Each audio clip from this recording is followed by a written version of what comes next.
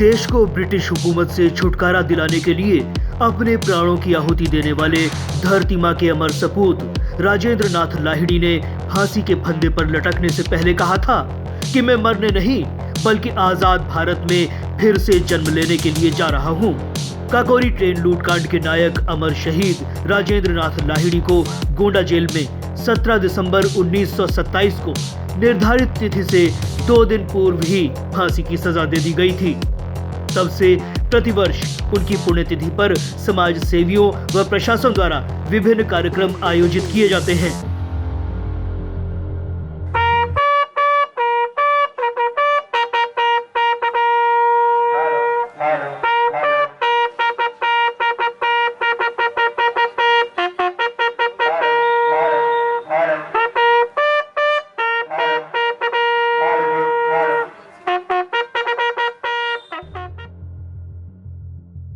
अमर शहीद राजेंद्र नाथ लाहिड़ी का जन्म 23 जून 1901 को बांग्लादेश के पावना जिले के मोहनपुर गांव में क्षितिज मोहन लाहिड़ी के घर हुआ था।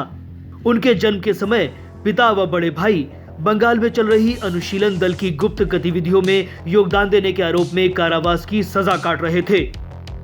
मात्र 9 वर्ष की आयु में ही वो बंगाल से अपने मामा के घर वाराणसी आ गए। यहाँ पर काशी हिंदू विश्वविद्यालय में उनकी शिक्षा दीक्षा हुई।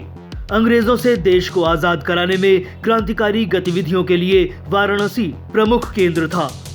देश को अंग्रेजों से मुक्ति दिलाने का सपना संजोए लाहिड़ी रिपब्लिकन पार्टी के सक्रिय सदस्य बन गए।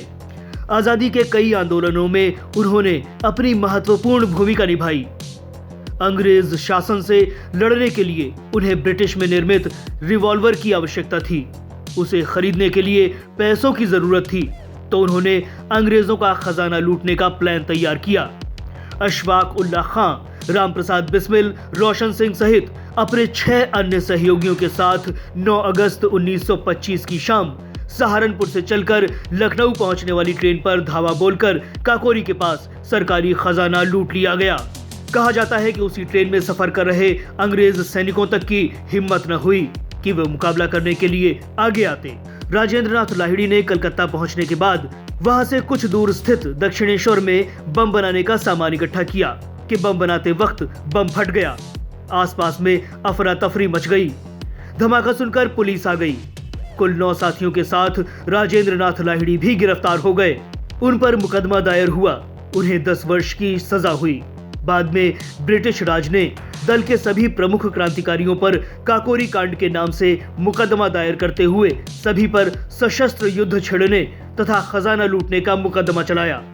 अंततः लखनऊ के वर्तमान जीपीओ पार्क हजरतगंज में अंग्रेज जज हेल्टन द्वारा 4 क्रांतिकारियों को फांसी की सजा सुनाई गई। कहा जाता है कि सजा मिलने के बाद भी राजेंद्र की दिनचर्या में कोई बदलाव नहीं आया था। वे सुबह जाकर कसरत भी किया करते थे। ये देखकर एक दिन जेलर ने उनसे सवाल किया, पूजा पाठ तो ठीक है, लेकिन ये कसरत क्यों करते हो? अब तो फांसी लगने वाली है, तो ये क्यों कर रहे हो? उस समय उन्होंने कहा था कि अपने स्वास्थ्य के लिए कसरत करना मेरा रोज का नियम है और मैं मौत के डर से अपने नियम क्यों छोड़ दूं? ये कसरत अब मैं इसलिए करता हूं क्योंकि मुझे दूसरे जन्म में विश्वास है और मुझे दूसरे जन्म में बलिष्ठ शरीर मिले, इसके लिए करता हूं ताकि ब्रिटिश साम्राज्य को मिट्टी में मिला सकूं। जेल में बंद राजेंद्र नाथ लाहिड़ी से मिलने के लिए जब गोंडा व उसके आसपास के क्रांतिकारी व स्वतंत्रता सेनानी मिलने पहुंचे तो उन्होंने कहा कि जब तक मुझे फांसी की सजा दे दी जाएगी तो मैं अंदर से तेज आवाज में वंदे मातरम बोलूंगा। तब सभी लोग मेरा समर्थन करते हुए बाहर से वंदे मातरम व भारत माता की जय का नारा लगाना। इससे मैं समझूंगा कि मेरा जीवन धन्य हो गया। और हुआ भी यही। जब वो जेल के अंदर से भारत माता की जय और वंदे मातरम का नारा लगा रहे थे तो बाहर से हजारों लोग उनका समर्थन करने के लिए वंदे मातरम बोल रहे थे और जेल में बंद कैदी भी भारत माता की जय बोल रहे थे। राजेंद्र नाथ लाहिड़ी गोंडा जेल में बंद थे। उन्हें फांसी देने के लिए 19 दिसंबर 1927 की तारीख तय की गई थी। अंग्रेजी हुकूमत को सूचना मिली कि चंद्रशेखर आजाद गोंडा में आकर यहीं कहीं छिपे हैं। वो जेल से जबरन छुड़ाकर ले जा सकते हैं। इस सूचना पर उन्हें निर्धारित तिथि से 2 दिन पूर्व ही 17 दिसंबर 1927 को फांसी पर लटका दिया गया। जेल से थोड़ी दूर बूचड़ घाट पर उनका अंतिम संस्कार हुआ। वहां पर उनकी समाधि बनी हुई है। Bureau report, Gonda post.